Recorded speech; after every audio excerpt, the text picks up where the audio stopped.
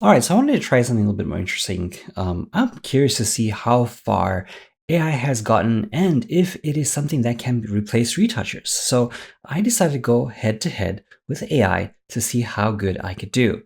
Now, this image, which you're going to see, is provided by D'Artagnan Winford, who, when I told him this concept, was very excited to submit an image. So I really want to thank him for that. If you want to take part in this uh, kind of fun little series, I'll leave a the information in the comments on how to submit some of your raw images if you might be interested in doing so.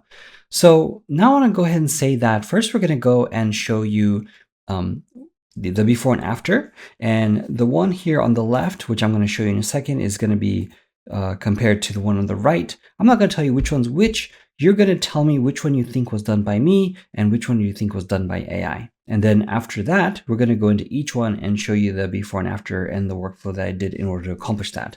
Now, keep in mind for the AI image, I did use a program called Evoto, which I think is the best one currently. Obviously, it might need change in the future, but it has all the kind of workflow that I normally would do, from removing acne to dodging and burning. So I thought it was a good fair comparison basis. And if you're interested in learning all about that, all that's in the description. All right, so let's just go ahead and tour the image here. I'm going to turn this on and off so you can see some of the work that is done on the skin here. And also on this side, I'll do the same so you can see the difference. And then I'll zoom out at the end so you can get a full picture comparison as well.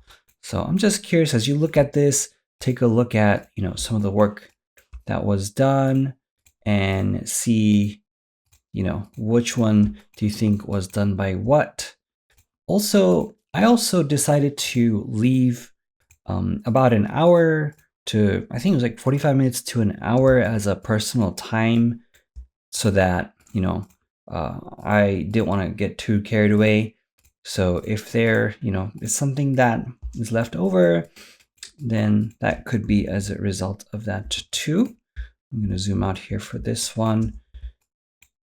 Let's go ahead at the bottom and see over here what was done and what wasn't. I'm comparing the one on the right. Again, let's just go on closer here to the shoulder and then here to the shoulder. All right, so you get a general idea. Let me zoom out here for a second. I'll hit Command O on both of them. So here's the before and after for this one in full, and here's the before and after on this one in full. I also cropped this image because the full GFX image was too big, and also B, the conservative values of YouTube may not allow me to show you what's outside the frame. So with that being said, just keep that in mind that D'Artagnan may not have wanted this particular crop, but I did let him know ahead of time that that might happen. Okay, so lock in your votes. Which one do you think was done by what?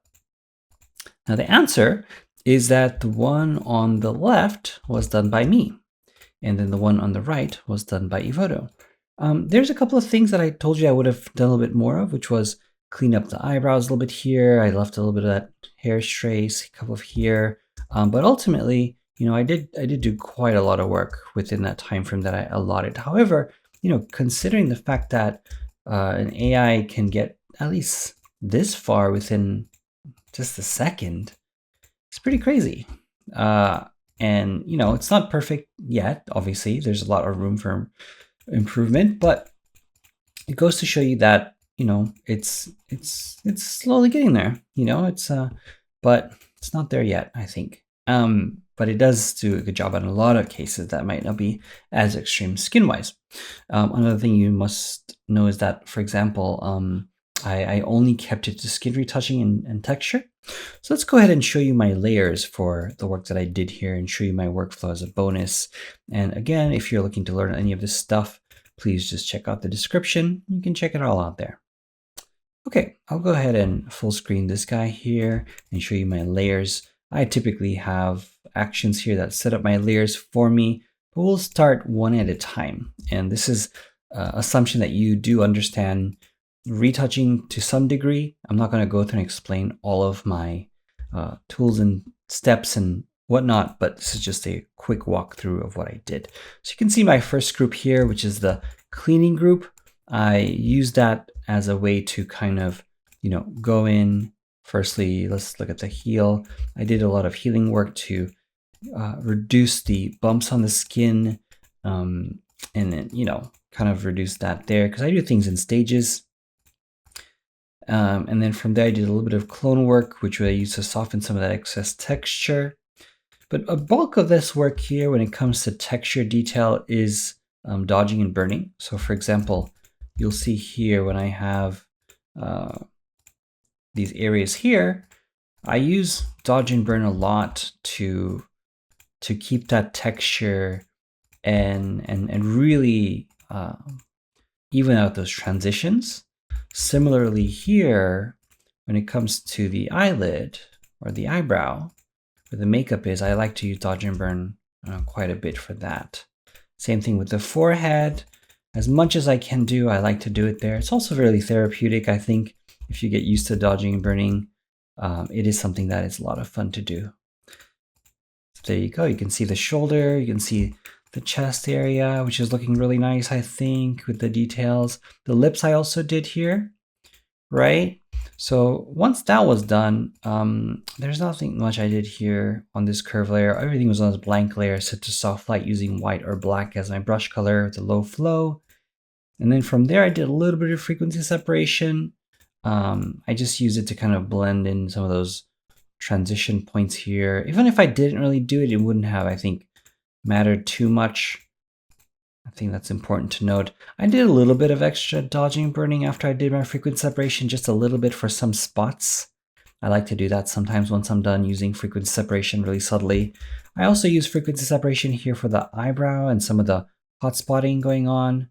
And then also finally at the end, I used Infinite Unify here to kind of even out the colors of the skin tone range. So Infinite Unify is a plugin that I like to use to ensure that like the area of the skin, if it's not even color-wise, you can see like different saturation levels. This is a bit more red, this is a bit more orange.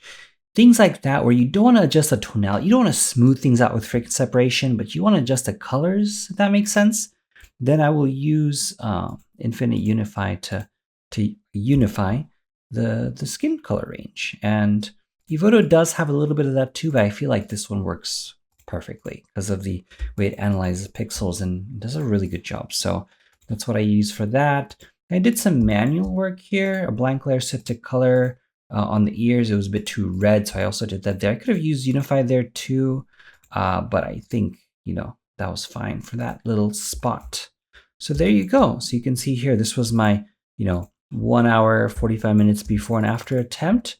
Also, if we take a look at some of the dodge and burn work, I can show you what that looks like. I can use a solid color. I can put it to, let's say, black, put it under that. I'll change this to normal. And what we'll do here is all the brush strokes that are in white are my dodge. I was doing some dodging there. And then if I change this to white, all my brush strokes that are black are the burn. So I was darkening with the black brush strokes.